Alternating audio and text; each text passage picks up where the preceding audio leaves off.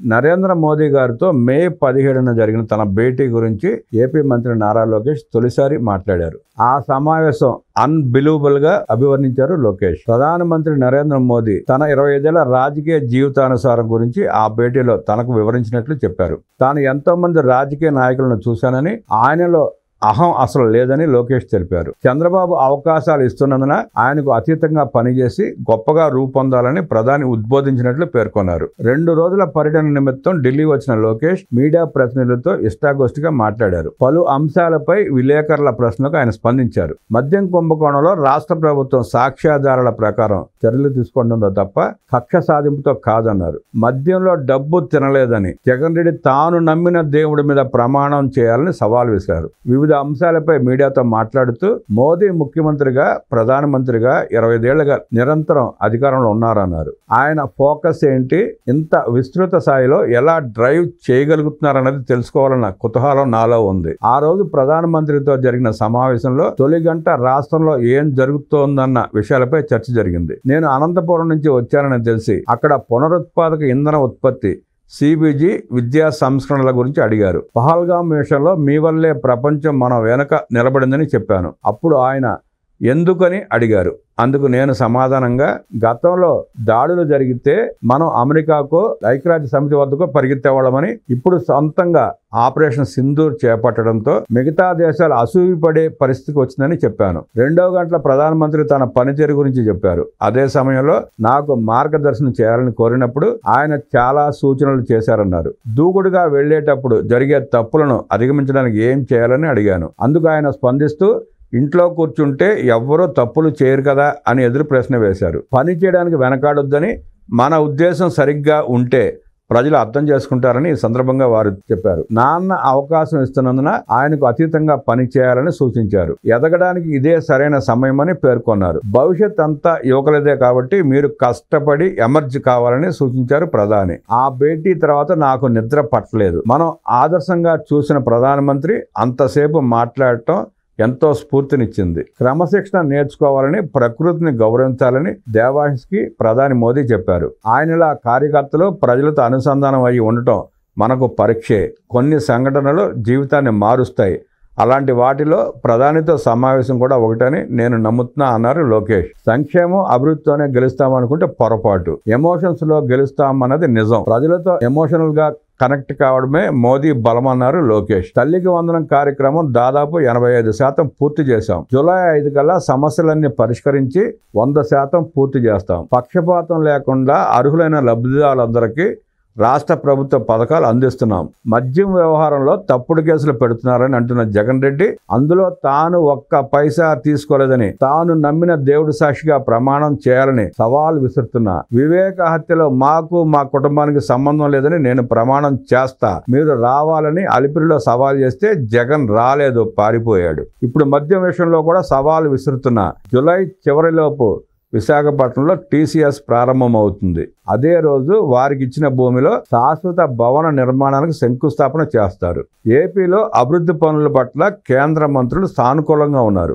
రాష్ట్రం పట్టాలెక్కడానికి 5 ఏళ్లు పడుతుంది అనుకున్నాం. కానీ ఏడాదిలోనే ఎలా ట్రాక్లోకి రాగలిగారు? విద్యాశాఖ మంత్రి ధర్మేంద్ర ప్రధాన్ మా శాఖ అధికారులను మళ్లీ రమ్మన్నారు. ఇంత పని ఎలా చేస్తున్నారని అడిగారు. ఉపాధ్యాయుల బదిలీ చట్టం, సీనియారిటీ జాబితా తయారీ, పాఠశాలల పునర్వ్యవస్థీకరణ, తరగతికో ఉపాధ్యాయుడి విధానం, టెక్నాలజీ వినియోగం, లీప్ యాప్ల గురించి తెలుసుకోవడానికి 2 రోజుల సమయం ఇస్తారని చెప్పారు. ఏపీలో జరుగుతున్న సంస్కరణలను తెలియజేయాలని అధికారులను కోరారు. కార్యకర్తల్లో అసంతృప్తి ఉందన్న భావనతో ఏకీభవించను. కార్యకర్తల్లో సీనియర్లు నామినేటెడ్ పోస్టులు కోరుకుంటారు. అవి జూలై లోపు భర్తీ చేస్తాం. అక్కడి నుంచి 2 ఏళ్లకోసారి మార్పులు చేస్తూ పోతాం. మేము వచ్చాక 2,000 కోట్ల ఉపాధి హామీ పెండింగ్ బిల్లు క్లియర్ చేశాం. కార్యకర్తలపై తప్పుడు కేసులను తీసేసేందుకు చర్యలు తీసుకుంటున్నాం. కొన్ని నియోజకవర్గాల్లో ఎమ్మెల్యేలు దురుసుగా ప్రవర్తిస్తున్నారన్న ఆరోపణలు ఉన్నాయి. దానిపై నివేదికలు సిద్ధమయ్యాయి. జూలై నుంచి ఎమ్మెల్యేలకు అవి అందించి పద్ధతి మార్చుకోవడానికి సమయం ఇస్తాం. చట్టాన్ని ఉల్లంఘించిన వారిపై చాలా గట్టిగా చర్యలు తీసుకుంటున్నాం. సాక్ష్యాధారాల ప్రకారమే ముందుకెళ్తున్నాం. ఎవరిపైనా నిరాధారంగా కేసులు పెట్టడం లేదు. చంద్రబాబు నిజంగా కక్ష సాధించాలనుకుంటే 2 నిమిషాలు పట్టదు. మేము విధానం ప్రకారం వెళ్తున్నాం. మమ్మల్ని ప్రజలు గెలిపించింది పరిపాలించడానికి తప్పితే కక్ష సాధింపుతో ఎవరినో జైల్లో పెట్టడానికి కాదు. సంక్షేమం అభివృద్ధి చేస్తూనే చట్ట వ్యతిరేకంగా వ్యవహరించే వారిపై చర్యలు తీసుకునే బాధ్యత ప్రజలు మాకు అప్పగించారు. దానికి అనుగుణంగా నడుచుకుంటున్నాం. మీడియా మాత్రం మమ్మల్ని 4వ సంవత్సరంలో అడగాల్సిన ప్రశ్నలు మొదటి సంవత్సరంలోనే అడుగుతోందన్నారు మంత్రి నారా లోకేష్. రాష్ట్రంలో ఏర్పాటు చేసిన కొత్త మెడికల్ కాలేజీలు గత వైసీపీ సర్కార్ నిర్వాహకం కారణంగా కొరగాకుండా పోయాయి. ప్రచార ఆర్భాటం కోసం ఏర్పాటు చేసిన ఈ కళాశాలల్లో కనీస వసతులు సౌకర్యాలు కల్పించకపోవడంతో ఇప్పుడు అనేక సమస్యలు చుట్టుముట్టాయి. వైసీపీ మరో ఏడాదిలో అధికారం కోల్పోతుందనగా హడావుడిగా 5 మెడికల్ కాలేజీలకు నేషనల్ మెడికల్ కౌన్సిల్ నుంచి అనుమతులు తీసుకొచ్చారు. అయితే ఈ అనుమతులు ఇచ్చేందుకు ఎన్ఎంసీ తీవ్ర అభ్యంతరం వ్యక్తం చేసింది. మెడికల్ కాలేజీలకు అవసరమైన భవనాలను నిర్మించలేదని, విద్యార్థులకు అవసరమైన సౌకర్యాలు లేవని పేర్కొంటూ తొలుత ఆయా కాలేజీలకు అనుమతి ఇవ్వలేదు. అయితే అప్పటి జగన్ రెడ్డి ప్రభుత్వం కేంద్రంపై ఒత్తిడి తెచ్చి విజయనగరం, రాజమండ్రి, ఏలూరు, మచిలీపట్నం, నంద్యాల మెడికల్ కాలేజీలకు అనుమతులు తెచ్చింది. అలా అనుమతులు తెచ్చుకునే సమయంలో ఆయా కాలేజీలకు 2 ఏళ్లలో భవనాలు పూర్తి చేస్తామని, ఫ్యాకల్టీని నియమిస్తామని, క్లినికల్, నాన్ క్లినికల్ సిబ్బందిని అందుబాటులో ఉంచుతామని హామీ ఇచ్చింది. ఈ నేపథ్యంలో ఎన్ఎంసీ ఆ 5 మెడికల్ కాలేజీల్లో అడ్మిషన్ల కండిషనల్గా అనుమతినిచ్చింది. కానీ ఆ తర్వాత ఎన్ఎంసీ పెట్టిన కండిషన్లపై వైసీపీ ప్రభుత్వం ఏమాత్రం దృష్టి పెట్టలేదు. దీంతో ఆయా కాలేజీలు ఎక్కడ వేసిన గొంగళి అక్కడే అన్నట్టుగా మారాయి. ఆయా కాలేజీల్లో ఎన్ఎంసీ నిబంధనల ప్రకారం భవన నిర్మాణాలు చేపట్టకపోవడం, ఫ్యాకల్టీ అందుబాటులో లేకపోవడంతో పాటు విద్యార్థులకు అవసరమైన సౌకర్యాలు కొరత ఉండటంతో ఎన్ఎంసీ అధికారులు తాజాగా తీవ్ర అభ్యంతరం వ్యక్తం చేశారు. తాము ఎన్నిసార్లు హెచ్చరించినా కాలేజీలో సౌకర్యాల కల్పన చేయడం లేదని, వెంటనే దీనికి సమాధానం చెప్పాలంటూ ఈ నెల 13వ తేదీన ప్రభుత్వానికి డిఎంఈకి లేఖలు సంధించారు. రాష్ట్ర ప్రభుత్వాన్ని, డైరెక్టర్ ఆఫ్ మెడికల్ ఎడ్యుకేషన్ ని నిశ్చితంగా ప్రశ్నించారు. ఎన్ఎంసీ లేఖ నేపథ్యంలో ఆరోగ్య శాఖ సెక్రటరీ డాక్టర్ మంజుల, డిఎంఈ డాక్టర్ నరసింహ ఆగమేఘాల మీద ఢిల్లీకి పరుగులు తీశారు. ఢిల్లీలో జరిగే సమావేశంలో పాల్గొని 5 కాలేజీల్లో ఇప్పటివరకు చేసిన పనులు, ఫ్యాకల్టీ నియామకం గురించి వివరించనున్నారు. 5 మెడికల్ కాలేజీలకు ప్రభుత్వం అత్యంత ప్రాధాన్యత ఇస్తోందని, లోపాలను సరిదిద్దేందుకు కొంత సమయం కావాలని ఎన్ఎంసీకి విన్నవించనున్నారు. ఈ నేపథ్యంలో జరిగే సమావేశంలో ఎన్ఎంసీ ఎలాంటి నిర్ణయం తీసుకుంటుందో వేచి చూడాలి. ఎన్ఎంసీ లేవనెత్తిన లోపాలను సరిదిద్దకపోతే విద్యార్థుల భవిష్యత్తు ప్రశ్నార్థకంగా మారనుంది. ఇప్పటికే 2 ఏళ్ల అడ్మిషన్లు పూర్తి చేశారు. ఇప్పుడు 5 మెడికల్ కాలేజీల్లో కలిపి 1500 మంది ఎంబీబీఎస్ విద్యార్థులు ఉన్నారు. ఈ ఏడాది మరో 750 మంది విద్యార్థుల ఆయా కాలేజీల్లో చేరనున్నారు. ఇప్పుడు లోపాలపై ఆగ్రహంతో ఉన్న ఎన్ఎంసీ ఆయా కాలేజీల్లో అడ్మిషన్లకు అనుమతి ఇవ్వకపోతే విద్యార్థుల భవిష్యత్తు ఏమిటనే ప్రశ్నలు వినిపిస్తున్నాయి. ఏ ప్రభుత్వం అయినా ఎన్ఎంసీ నిబంధనల ప్రకారం కొత్త మెడికల్ కాలేజీలు భవనాలు పూర్తి చేసి ఫ్యాకల్టీని నియమించి సౌకర్యాలను కల్పించాల్సి ఉంటుంది. ఆ తర్వాతే ఆయా కాలేజీలకు అనుమతుల కోసం అభ్యర్థించాలి.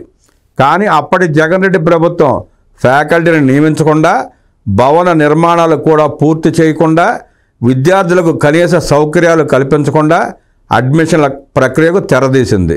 పైగా ఎన్ఎంసీ అనేకసార్లు అభ్యంతరాలు వ్యక్తం చేసినా అక్కడి అధికారులపై ఒత్తిడి తెచ్చి మరీ అనుమతులు తీసుకువచ్చారు. పైగా తాము ఎన్ఎంసీ నిబంధనల ప్రకారం అన్ని ఏర్పాట్లు చేస్తామని హామీ ఇచ్చి మరీ వచ్చారు. ఎన్ఎంసీ అనుమతులు ఇచ్చిన తర్వాత కనీసం ఆ కాలేజీల వైపు కన్నెత్తి కూడా చూడలేదు. దీంతో అప్పటి జగన్ రెడ్డి నిర్లక్ష్యం ఇప్పుడు వైద్య విద్యార్థుల శాపంగా మారింది. ఇదంతా ఎలా ఉంటే జగన్మోహన్ రెడ్డి కాకి లెక్కలు చెబుతూ, పనికి మాలిన కబుర్లు చెబుతూ నేను 17 మెడికల్ కాలేజీలు కట్టాను అని ప్రజల్ని నమ్మించి మోసం చేసే ప్రయత్నం చేస్తూనే ఉన్నారు వాళ్ళు. ఇది ఆ మెడికల్ కాలేజీల పరిస్థితి. ఇప్పుడు చెప్పండి, వైసీపీ కార్యకర్తలు, వైసీపీ నాయకులు, జగన్ రెడ్డి ఏమి పీక సాధించాడో ఆ మెడికల్ కాలేజీల్లో ప్రజలకు సమాధానం చెప్పండి.